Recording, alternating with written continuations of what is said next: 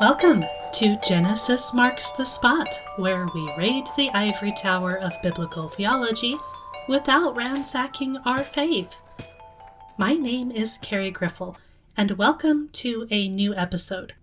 At the moment, I'm trying to get through a little bit of my backlog of topics, so this one has been on my list of topics to address for a little while, and the reason it's kind of been shoved down the list is because it's not really that serious of a topic. Like, it's not dealing with heresy, it's not dealing with the nature of God, it's not really dealing with our salvation or anything like that. But it is a topic that a lot of people talk about, and a lot of people who are kind of on the fringe of Christianity, or who have been in Christianity all of their lives, or who are looking at entering into Christianity. This is a topic that kind of gives a lot of people pause, and so it's very much worth talking about, and so we're going to tackle this today. Last week, when I talked about death before the fall, I mentioned that we don't need to be dogmatic about whether or not there was death before the fall. We can have multiple interpretations that are all valid as far as interpreting the text well. A valid interpretation doesn't make the interpretation right, it only makes it possible. It means that it's an interpretation that has some support from the text. It's like a valid logical argument. Validity doesn't equate to being true, it just means it's possible. There are many topics that are like that, where we can land in different ways because the evidence can be fairly taken in multiple ways.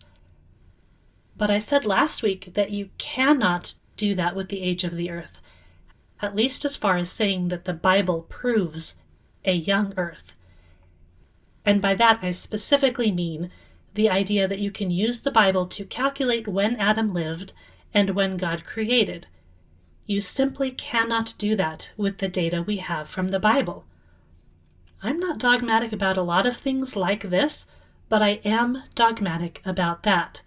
You just can't do it. Now, what I'm not saying is that you can't be a young earth creationist. By all means, feel free to think that the earth is young if you feel that all the evidence available to you points in that direction. Just don't think that the Bible gives you as much fodder as you might think, because it doesn't. What I'm also not saying is that the Bible says anything about an old earth, because it doesn't do that either.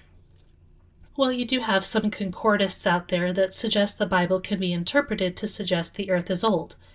But again, you cannot just use the Bible by itself to see that. I've kind of put this episode on the back burner for a while because in the back of my mind, part of me thinks it's not an essential topic. And I just don't care what position you actually take in the age of the earth. But I know that there are people out there who like to discuss this and who are wondering about it. So it's time to tackle it. The Bible and science are not opposites or antagonists. So in this episode, I'm going to reference two books primarily. The first is a very short but very dense book that I recommend as often as this topic comes up in online discussions. This book is called The God of the Gaps. It's not talking about gap theology where we have time in between the first two verses of Genesis. It's referring to the genealogies of the Bible. The rather awkward subtitle of this book is Gaps in Biblical Genealogies Make It Impossible to Calculate the Date of Creation. It's written by Hugh Henry and Daniel J. Dyke. Henry is a physicist, and Dyke teaches theology. The book is not riveting reading, but it's short and it's very inexpensive. This book is going to provide the basis for most of what we're going to talk about here today, but don't let the discussion here stop you from picking up a copy, especially because it does have some charts and lists that will help make all of this make a little bit more sense. The second book I'll reference is called The Creationists by Ronald L. Numbers. This book is not short, it's also dense, and not exactly bedtime reading. Or maybe it is good bedtime reading, I don't know. I guess it depends on your goals there. but it gives a detailed summary that tracks the young earth creationist interpretation, especially in the last 100+ years. Again, I'm not trying to be oppositional to the position of young earth creationists, but if that's your position, you ought to know a bit of this history, because so often this position is presented as if it's a complete given and an interpretation that has been the dominant interpretation for all of church history, and that's just not true. If we get time, I hope to get to some quotes from the early church fathers as well to show the diversity of interpretation. So for some people, this might not be the most riveting of episodes, but I think there will be something in it for everyone. If you're already sold on young earth creationism, then maybe this will give you some additional background. If you're old earth creationist, then this might help you discuss your position with others. If this is something that has been a burden to you in your walk of faith, I hope that this can help ease that for you in opening some avenues of thought. Okay, so starting with some basics, we need to know a bit about Bishop Ussher, who lived during the 1600s, kind of right before the Enlightenment or so, and he made it his mission to calculate the date of the earth using the Bible. He landed on a creation date of the night before Sunday, October 23rd, 4004 BC. Mankind was created on Thursday, October 28th. If you're familiar with world chronology and calendars, you already have a sense of how insensible it is from the get-go because of the difficulty in accounting for calendar changes, of being certain that we even know when Jesus was born or Herod the Great died, not to mention adjustments for leap years. But we'll cut the bishop some slack here since he really was doing his best with the information he had. But let's forget all of that practical difficulty with the more modern calendar and at least try to go backwards from the New Testament. Even if we can't get the exact year and month, we'd think that we could get within a margin of error of a decade or so. I'll show you why we can't, but it's going to get complicated. One thing we aren't going to do is talk about whether or not the flood was global, or whether there was really enough time to populate the earth and that kind of thing. It doesn't really matter for our main question. Henry and Dyke do get into some of that, and though it doesn't matter for our conversation here, it is a bit interesting to consider because of the need for a population if you're going to have cities and all that kind of thing. Lining up the flood with the pyramids of Egypt is a strange kind of exercise in and of itself. Another point we're not going to hit on too hard is the difference between manuscript traditions in regards to the ages of people.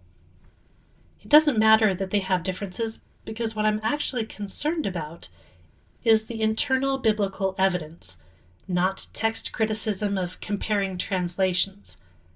But I will at least lay that out briefly so that you're familiar, and because this will at least enter our discussion in some ways. What this whole thing is about is the difference between our extant Hebrew texts and the Greek texts. The Masoretic text is the Hebrew version of the text, most manuscripts of which are later in time than the Septuagint, or the Greek version of the text. The years of the genealogies in Genesis 5 and Genesis 11 are longer in the Septuagint. The longer chronology helps in some of the believability of the population growth needed, and also pushing the flood further back into the past, from the time of Abraham and things like that. But when you're talking about the age of the earth as a whole, it doesn't really matter which manuscript tradition you pick. We're not talking a really major difference. Scholars debate which text reflects the original and which got either extended or shortened, but if you're following Henry and Dyke's work, they choose to settle with the Masoretic text and do their calculations based on that. Again, the ultimate conclusion isn't dependent on which version you choose, because it's not the lengths of the years, but the internal inconsistencies. Yes, I said inconsistencies.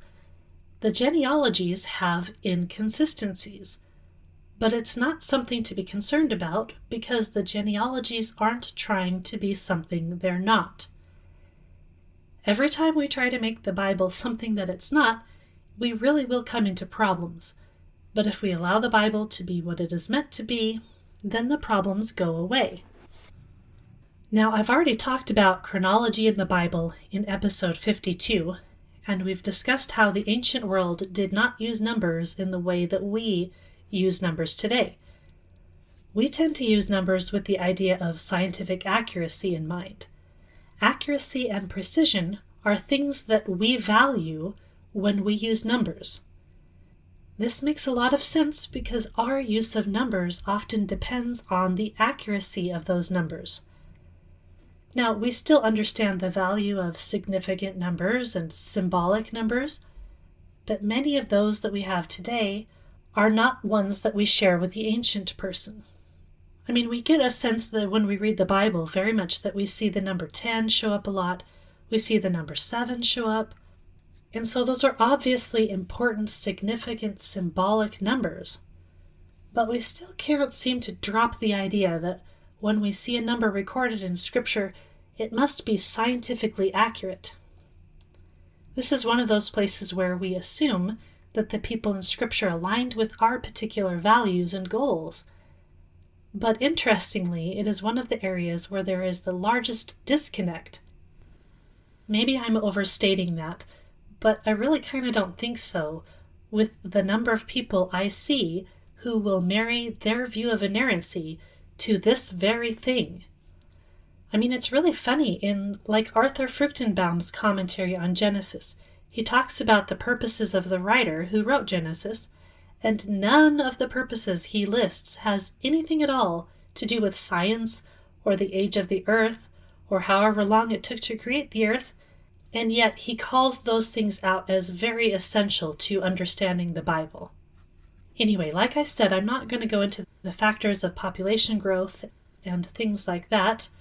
The book God of the Gaps does get into some of that, which is interesting.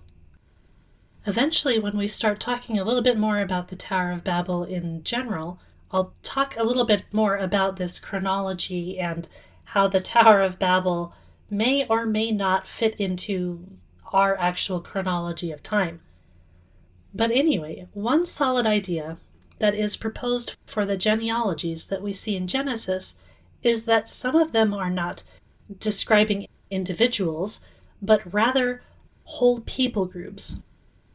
And I mean, even Genesis 10 brings in the idea of people groups. That is more or less obvious depending upon the translation you're reading.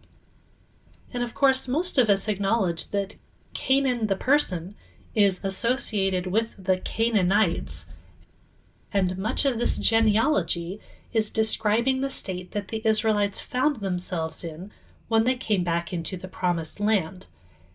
It's not controversial to realize that this is describing the generation of a later time, but we still want it to be a very straightforward genealogy. We need to realize, however, that according to this traditional look at the genealogy, the time between the Tower of Babel and Abraham really wasn't all that long.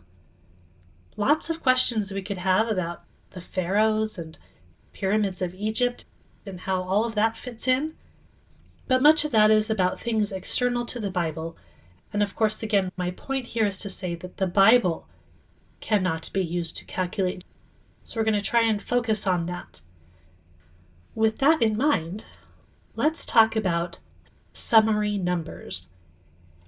A summary number is where the Bible gives us the amount of time or some other quantity for something that's important that happened in Israel's history. Specifically, what we want to look at here is the time around the Israelites being in Egypt. Here's a quote from Bishop Ussher given by Henry N. Dake. Ussher says, quote, "The holy writers had this purpose in noting the years of the world in their various places with such diligence. They sought to reveal to us the history of the world that otherwise no one could know. For example, the Israelites left Egypt on the 15th day of the first month. Numbers 33:3. In the 480th year after their exodus, in the second month on the second day, Solomon began to build the temple. 1 Kings 6:1. End quote.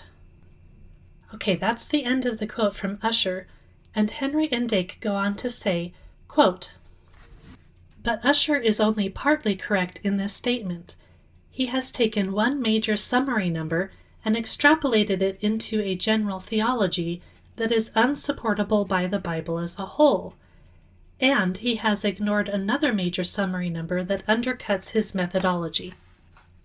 In the Bible, major events are dated in relation to one another by the use of summary numbers, which establish the time distance between them. In addition, lesser events between major events often have numbers that link them to other lesser events.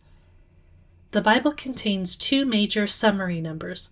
The first is found in Exodus 12 and is stated with great precision. Verses 40 and 41 in the NASB say, quote, "Now the time that the sons of Israel lived in Egypt was 430 years, and at the end of 430 years, to the very day, all the hosts of the Lord went out from the land of Egypt." Henry and Dake go on to say, "The two linked events are the descent of Jacob and his family into Egypt in Exodus 1:1-5, and their departure for the land of Canaan in Exodus 13, verse 17. These are exactly 430 years apart. Why is this important? The answer is in the Hebrew understanding of the promises made to Abraham. He was promised three things: land, descendants, and blessing. Abraham doubted the land promise and was told that after his death, his family would be enslaved in a land that is not theirs. Genesis 15:13, a land which historically turned out to be Egypt, for 400 years. This event is an interruption in the fulfillment of the promise of the land, but would not stand in the way, as God had every intention of bringing them back to the land. 400 is a round number, and 430 an exact number, which are essentially in agreement. The dating is done to show that God is in control and that his purpose cannot be stopped. In his foreknowledge, he knows both the hiccup in his plan and the ultimate completion of it." End quote. Now I want to point out something kind of interesting here. Like, we see 400 as a round number, it's kind of an estimate, and 430 is the real exact number. But I want to point out that it's still possible for 430 years to be symbolic, especially when you consider that between 430 and 500 is the difference of 70, which is another significant number. Now, I have no idea what that might mean at this point, but I'm saying that we see the number 430. We're thinking that's an exact number. And it might actually still not be an exact number. It still might be carrying symbolic significance. At any rate, we have this summary number that says the Israelites were in Egypt for 430 years, between Jacob going down with his family and the Exodus. This is the number of years it's recording. But Ussher was given another summary number of 480 years. 1 Kings 6 is where we see this. Quote, "Now it came about in the 480th year after the sons of Israel came out of the land of Egypt, in the 4th year of Solomon's reign over Israel, in the month of Ziv, which is the second month, that he began to build the house of the Lord." End quote. So 480 years after the Exodus, we have the building of the temple. Interesting that we have the Exodus as the hinge point for both of these dates. And this time, the temple is the end point. So with both of these summary numbers, we have the patriarchs, the Exodus, and the temple all as our major points in the timeline. I like this quote from Henry and Dake. Quote, Using a summary number to link the building of God's temple to God's great victory over the Egyptians in the Exodus seems to reflect what Meredith Kline refers to as the close interrelationship of the themes of victory and temple building, which was characteristic of the ancient Egyptians.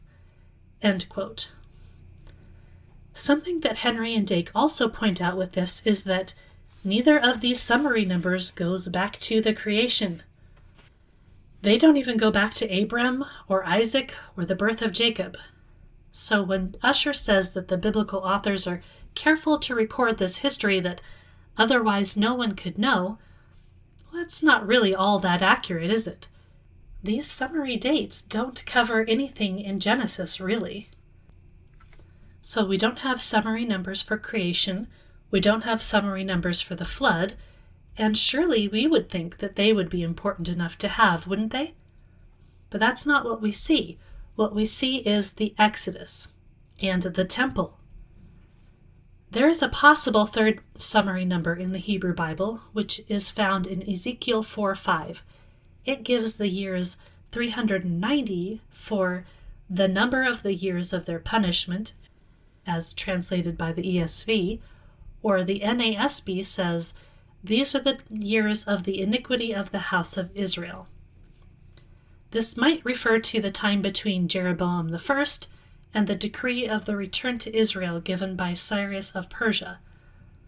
This, of course, isn't chronologically attached back to the first two summary numbers. There's an obvious gap between the building of the temple and the time of the exile. Summary numbers are given to make particular points, and we have some less significant versions of the calculations of the tribes in the book of Numbers, for instance. The numbers are all given, and then a total is also given. So that's another example of summary numbers being used. Now, of course, we can't know really if every number of the Bible we see is accurate, or figurative, or symbolic in some way. But with the practice of summary numbers, we can see clearly they knew how to be accurate or to emphasize an amount. No one's disputing their ability to calculate. But the writer of Genesis had no concern with the extreme accuracy of the years.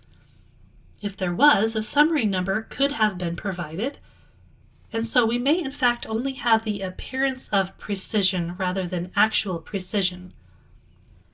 In fact, I think we can't take things any other way once we look at the evidence. When we look throughout the rest of the Hebrew Bible, we will actually find a fundamental imprecision that is inherent in the recording of genealogies. And if they're going to be imprecise in the later records that we might think would be easier to have more precision with, then there's no reason at all to suspect that Genesis is any more precise. Actually, let's clarify something with that. When I use the word precise, I'm talking about our idea of precision, where the dates and the ages and the people are all there. They're all listed. If, for instance, you're into modern genealogy, figuring all of your ancestors and branches of your family out, you want to include everyone possible. This isn't like that family tree in the black family residence in Harry Potter, where the black sheep of the family were burned out. This isn't like removing someone from the inheritance. No, if you're doing genealogy, you're interested in all of that history. That's the kind of precision we think of when we look at the genealogies in the Bible. I've heard many people say that the reason the genealogies are listed for Jesus is so that we can know he was a real person. That's really not why they're there. That is putting a modern apologetics question into the text. The Bible isn't addressing that. No biblical writer was adding in genealogies to their writing because they were concerned that their readers wouldn't believe these events happened. That wasn't part of their motivation. They weren't concerned with making sure no ancestors were skipped. There was a different kind of precision that they were interested in, and that was to tell a story in the form of a genealogy. And no, I'm also not talking about the idea that if you gather some of the names in Genesis and you look up their Hebraic meanings, that you'll find an English phrase that lays out the gospel. Look, I don't have a problem with finding the gospel in Genesis, but we don't need to do that in order to make that happen. You can't take Hebrew words, transpose them into English, and expect that it will be a sensible phrase, because that's not how grammar works. But what I am saying is that the ancestors chosen to be in a genealogy are chosen because they themselves are telling part of the story. Sometimes that story might have to do with their ages. Sometimes that story has to do with the lives of the ancestors themselves. Sometimes there might be a few details like adding up the numerical value of the letters in a name. That's called gematria, and it is a thing you can do in places in Scripture, but we need to take care not to do that overly much. We quickly get into Bible code land, and that breaks down because of things like spelling and word choice and manuscripts, editing and translation. But anyway, there are several ways to see the fundamental imprecision in the genealogies. One is that it seems evident that many names are just stand-ins for people groups rather than individuals. I'm not going to go too deep into that, but you can read The God of the Gaps for some good examples of that. Another way we see fundamental imprecision is in telescoped genealogies. These are genealogical lists where we very obviously have missing individuals, either because you can compare the list to another longer list somewhere else, or because you know there's a time gap between people listed in the genealogies. The trouble is, we can't always see these. If we knew the general age of a generation, that would maybe help, but of course that can vary over time, and sometimes the Bible even gives us numbers for how long a generation is, but that doesn't actually pan out when you look at the lists. And there are genuine gaps in the most prominent genealogies, including Moses, Aaron, David, and Jesus. It might actually be least surprising to find gaps in these genealogies when we consider that genealogies are part of telling a story. So, especially for a major figure, you're only going to include people in the list who are part of telling that story. So in relation to these gaps and how we see that, let's look at this Hebrew term, yalad, which we see translated in the King James Version as beget. Bishop Ussher and others assumed that this word necessarily means a parent-child relationship. In actuality, the word in the original King James may have had a broader range of meaning than we assume. But this is an example of an unfortunate side effect of translation. Sometimes a word is used and it's taken to mean something more specific than what we have in the original translation. Let me read what Henry and Dake say about this word. Quote, "The key to timeline calculations is the meaning of the Hebrew word yalad, which is rendered begat in the King James Bible. Bishop Ussher and other scholars who attempt to calculate a timeline assume yalad always implies a parent-child relationship, and this assumption is reflected in modern English translations of the word, such as became the father of in the NIV, the NASB, the NET, or fathered in the ESV. However, analysis of the full range of meaning of yalad, as used in the Bible, demonstrates that this assumption is at best an oversimplification which overlooks the complexity of the word. It may be that the King James scholars recognized the subtlety of yalad when they chose to use begat rather than another word or words. The Oxford Dictionary states that begat is derived from the Old English word begeten, which means to get or obtain by effort. And yalad is derived from the Hebrew word yeled, which is commonly translated child, and which Mickelson's Enhanced Strong's Dictionary describes as something born. Hence, yalad might be more precisely translated as produced a child or caused a child to be born. Indeed, since yalad can mean the production of a child many generations later, modern scholarship generally acknowledges that the word has a very flexible meaning and implies merely a general ancestral relationship, or even less. Thus, this early English rendering seems to capture the complex meaning of Yalad much better than the modern renderings, which suggest a direct father-son relationship. One must have empathy for the problems of modern translators.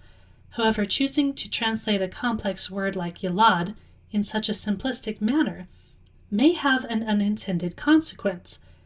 It may be a principal reason why so many modern evangelical Christians accept the creation date calculations of Bishop Ussher and others, which in turn is causing young Christians to leave the church, as discussed above. The above example of Mizraim in a typical English translation of Genesis 10:13-14 provides a dramatic example of how Yalad is used for a relationship other than parent-child. The objects of the Hebrew verb Yalad in this verse are not sons at all, but people groups. Okay, so let's consider words and translations for a minute. Almost every word we use has a range of meaning, rather than just one meaning. And sometimes there is some overlap. A word can have different meanings that aren't related to one another, but often there's a range where there's related meanings, and some are more restrictive meanings than others. Take the word son, for instance.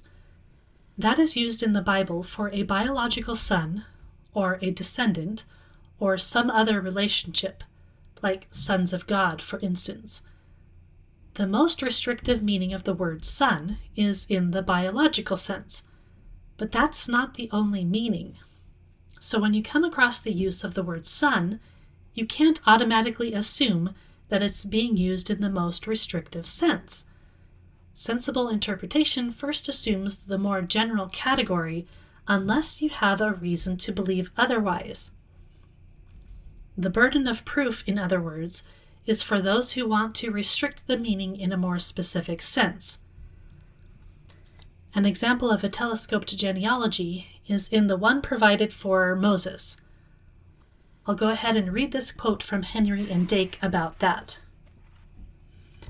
Quote, "In contrast to those who assume Yalad requires a parent-child relationship, the story of Moses offers strong evidence of genealogical gaps in the biblical record, and hence that Yalad implies only a general ancestral relationship.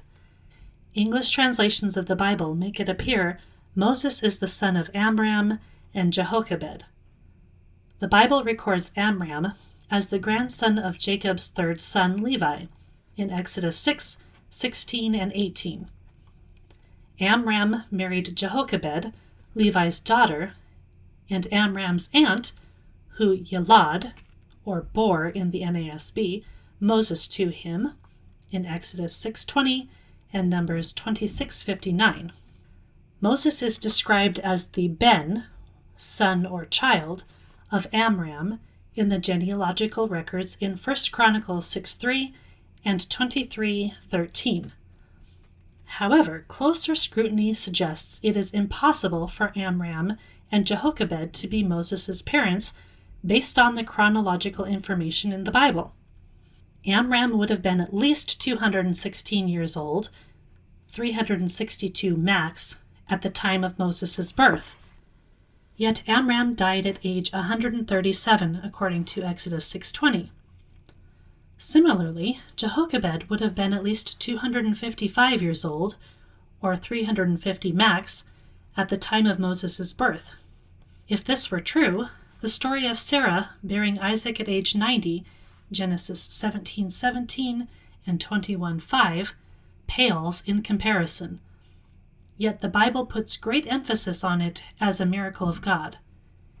In light of Isaac's story, it seems unlikely Scripture would fail to mention that Moses was born to a woman of such advanced age, especially since he was the third child in a seemingly routine family in which two siblings, Miriam and Aaron, were only a few years older.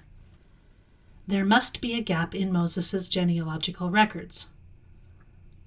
These calculations assume a high date for the Exodus and a 430-year sojourn as recorded in the Hebrew text of the Bible. They are detailed and charted in Appendix 2.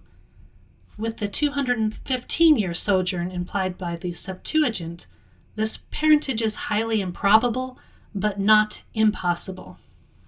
It should be noted that genealogical gaps can occur before or after a named individual. That is, the gap might be between Levi and Amram and Jehoshaphat, or between Amram and Jehoshaphat and Moses. However, the detail provided in the narrative makes it probable that it is the latter in this case. End quote. Okay, we're going to stop there for a moment, but let's look carefully at the language of Moses' birth in Exodus 2. Another quote from Henry and Dake. Quote, "It is especially instructive to note that Exodus 2, verses 1 and 2, does not name Moses' parents. These verses say, 'Now a man from the house of Levi went and married a daughter of Levi. The woman conceived, Hara, and bore, Yalad, a son.' The difference between the verbiage in these verses and the genealogical record seems significant. Moses' unnamed mother both conceived, Hara, and bore, Yalad him, whereas Jehoshaphat only Yalad. This difference seems to reinforce the suggestion that although Amram and Jehoshaphat are Moses' ancestors, they are not his parents." End quote. So we see that there are different terms used, and some are more likely to suggest a direct parent-child relationship than others, but there's no cut-and-dry use of single terms. The only way we know for certain a parent-child relationship exists is if there's an associated birth narrative. Remember that I said that genealogies are about story, and sometimes we're so far removed from the context of the stories that we might not always catch their drift. But in some places we can make good guesses. Like for instance with Moses, why were Amram and Jehoshaphat named? Henry and Dake suggest it has something to do with the connection of sexual sin.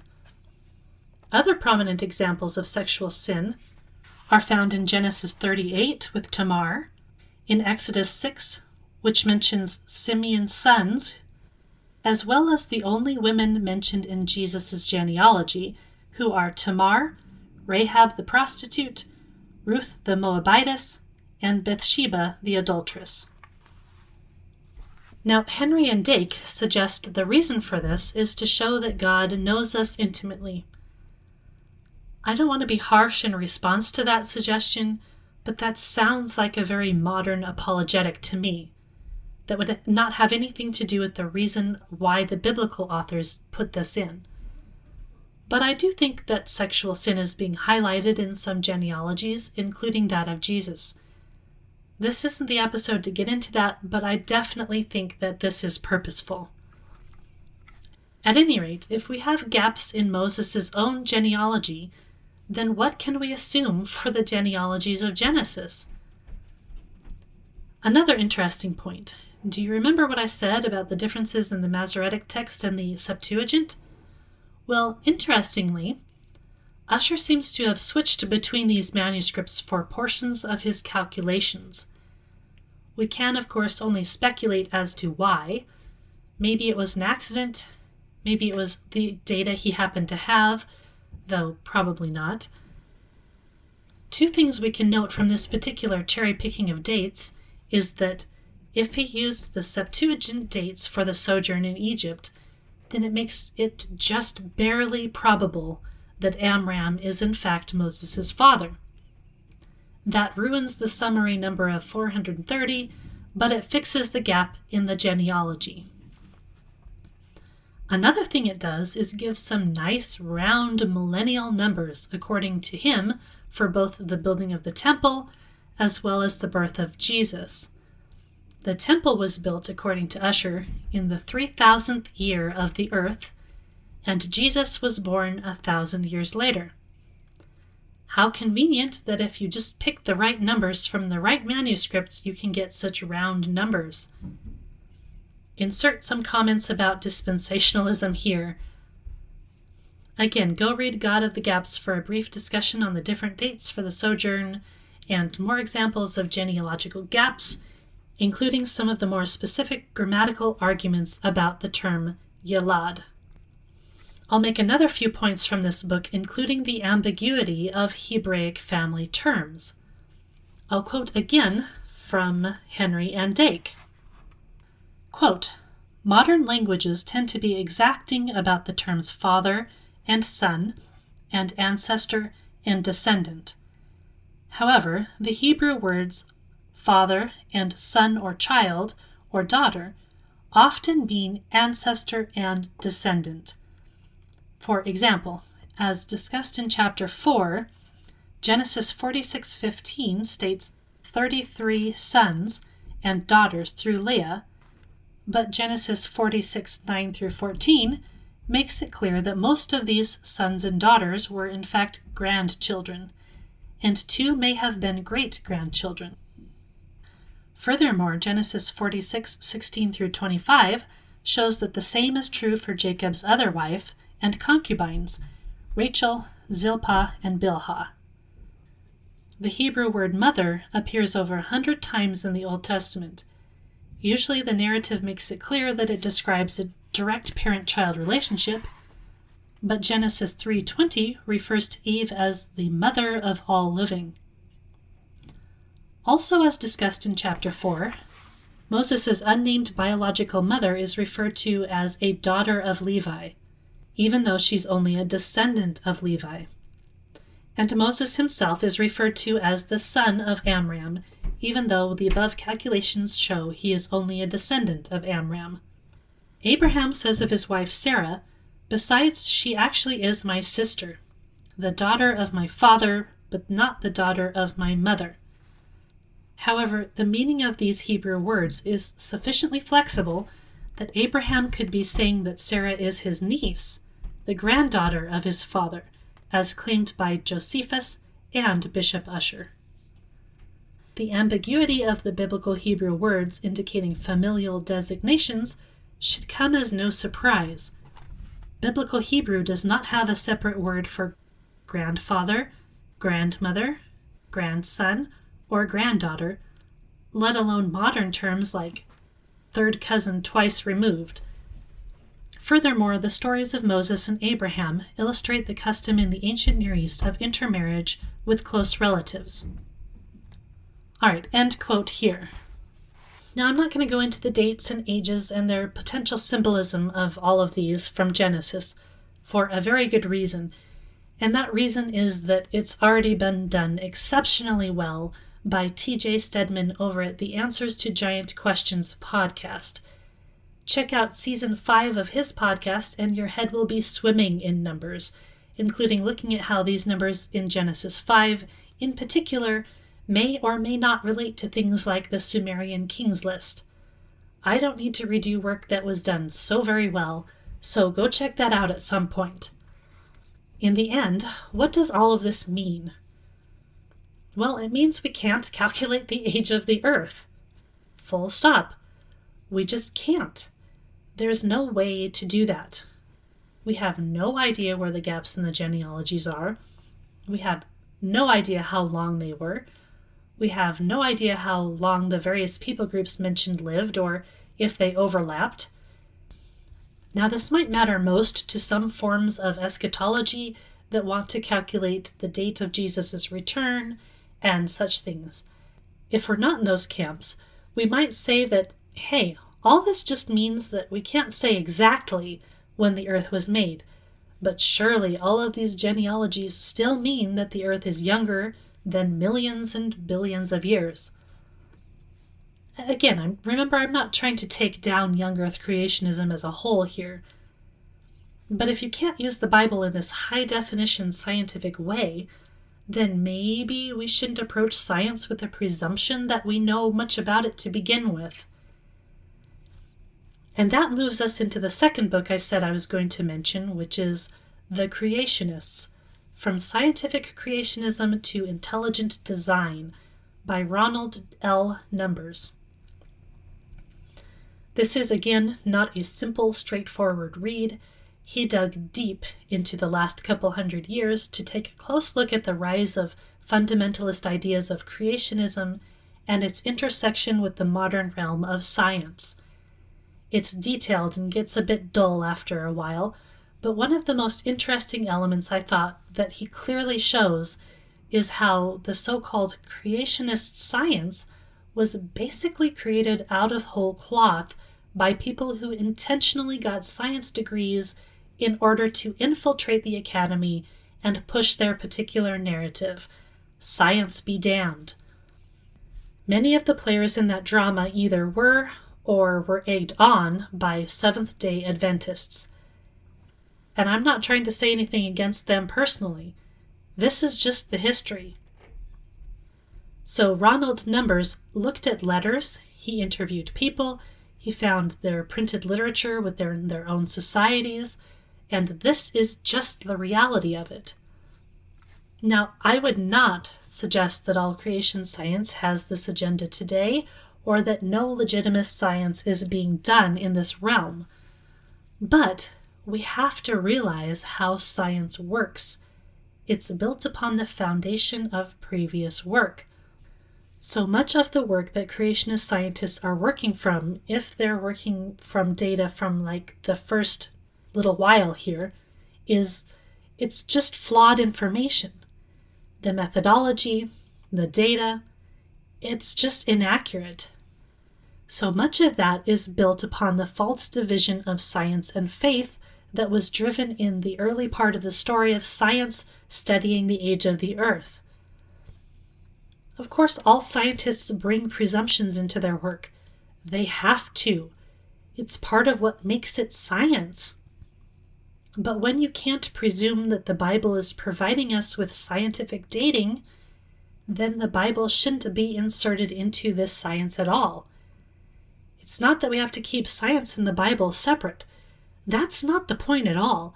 It's just that science is a venture that relies on a type of precise record keeping, and the Bible is not providing us that precise record keeping.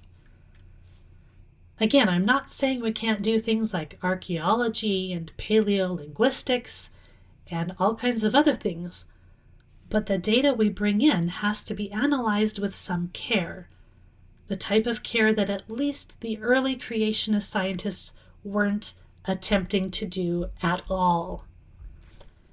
In my opinion, if the Bible isn't all that concerned with making sure we have accurate data for the age of creation, then I'm going to go out on a limb and say that it doesn't actually matter to our faith at all. We don't need to try to make geological data fit a young Earth narrative. All right, I said I would try to give some data on this from the early church. Now, first of all, hopefully you won't be surprised by this, but the age of the earth wasn't really a big topic early on. The church fathers had much more pastoral issues to deal with, and things like heresies and the like. When they dealt with Gnostics, who believed material existence was basically evil, there was some development of the doctrine of creation ex nihilo and the like, and we also have some concern about eschatology. Now, what we can say is that there was a fairly widespread belief that the earth would last 6,000 years. This just fits neatly into the symbolism of numbers, doesn't it? The idea that the earth would last 6,000 years before a 1,000-year millennial reign parallels the days of creation perfectly. But of course, even with Ussher's calculations, we've gone beyond that nice, neat package of time, unless our current calculations are wrong, perhaps.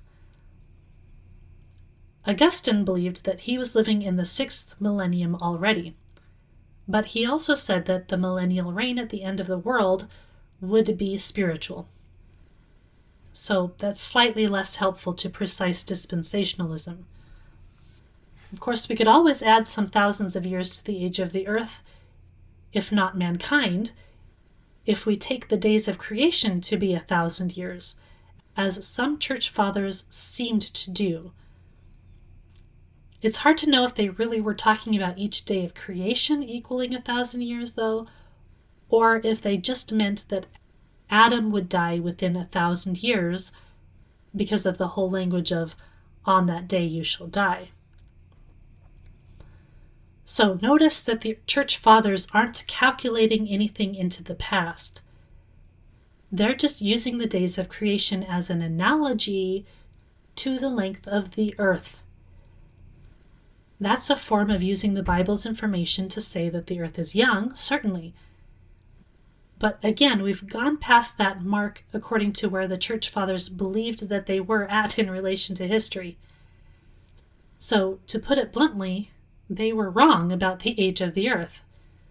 They were theorizing and projecting an analogy of the days of creation with the length that creation would be allowed to exist in its mortal state. Since we've gone past that point, well, here we are. The presumption is just wrong. There are several creation dates proposed in the early church, but most of them are concerned more with eschatology than they are with creation, which makes sense because that's probably true of most people, and the longer they went after Jesus was resurrected, the more people were wondering why the second coming had not yet happened.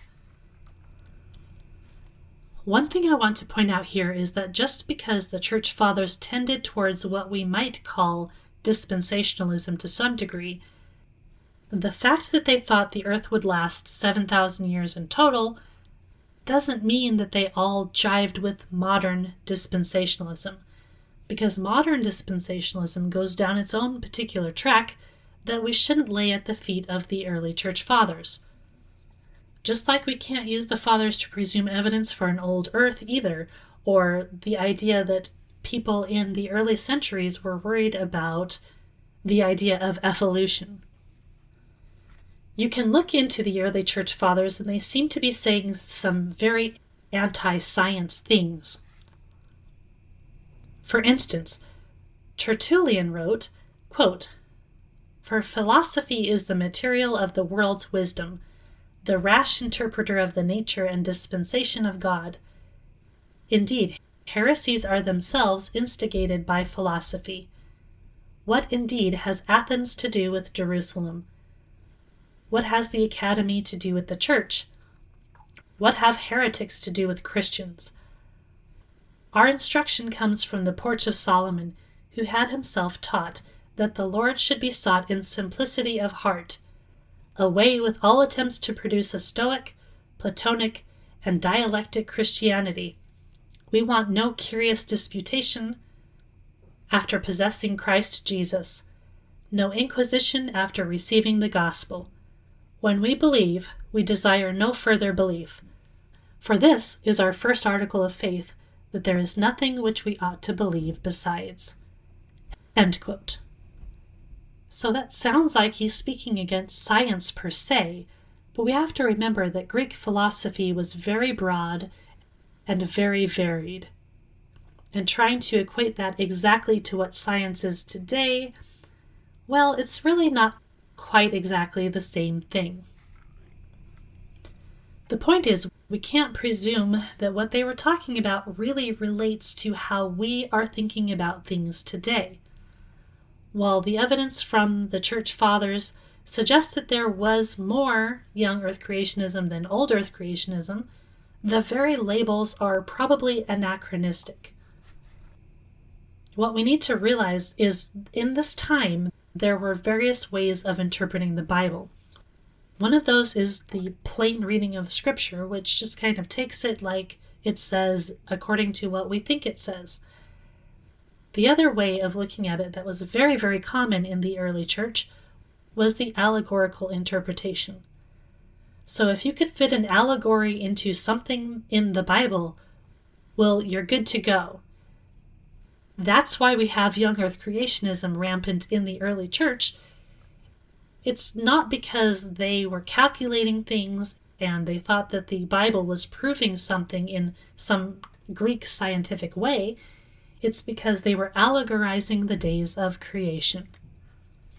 So all of this combined helps us see that we hardly have a united and uniform historical interpretation of the data at hand. We today are blessed with such a wealth of information that it's almost to the level broaching unbelievability. I have quite a few quotes that I could be reading from the early church fathers that kind of relate to this, But I don't really want to cut that discussion short, and I think it might be a little bit more interesting if we did a whole episode on what the early church fathers said about the book of Genesis, especially the first few chapters of the book of Genesis.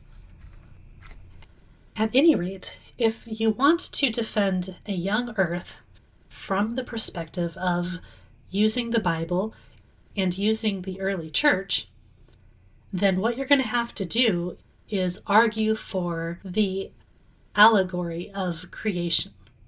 And honestly, allegory can be a great defense for truth from time to time. But it's not really the same as scientific precision.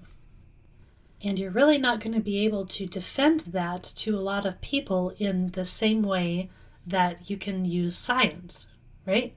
Like you can say that there's this allegory here, or this metaphor, or this figurative thing that's going on, and that's reflective of a real reality, but that doesn't mean you can just pick that up and plop it down into the science.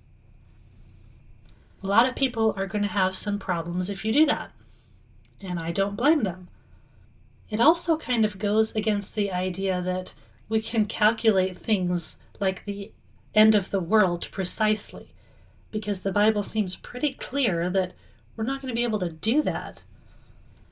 Now, maybe we could say that the reason we can't do that is because there are these gaps. And so maybe we have this inbuilt system in the Bible to prevent us from calculating the exact age. But we're going to be within a little bit of time frame here, right? So maybe it looks like we've gone past 6,000 years now, but maybe we really haven't because of these gaps.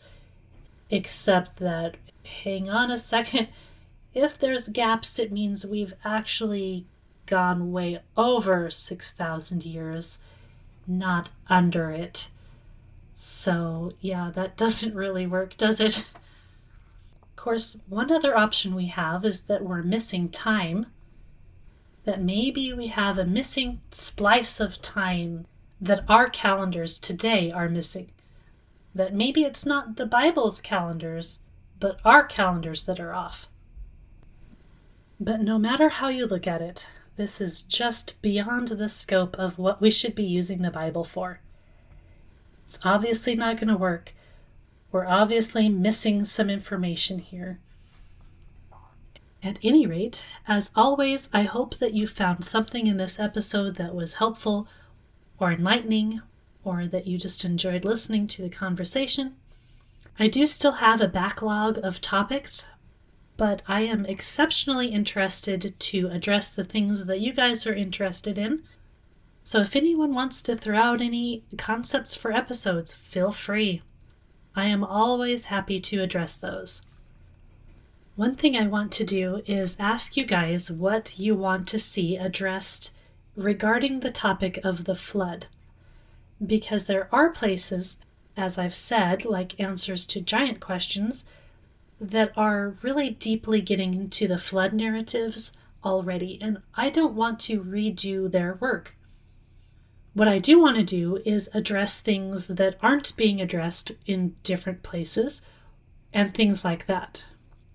Or it might be helpful to do some basic overviews. We might be talking more about the ancient Near Eastern literature of the time and things like that.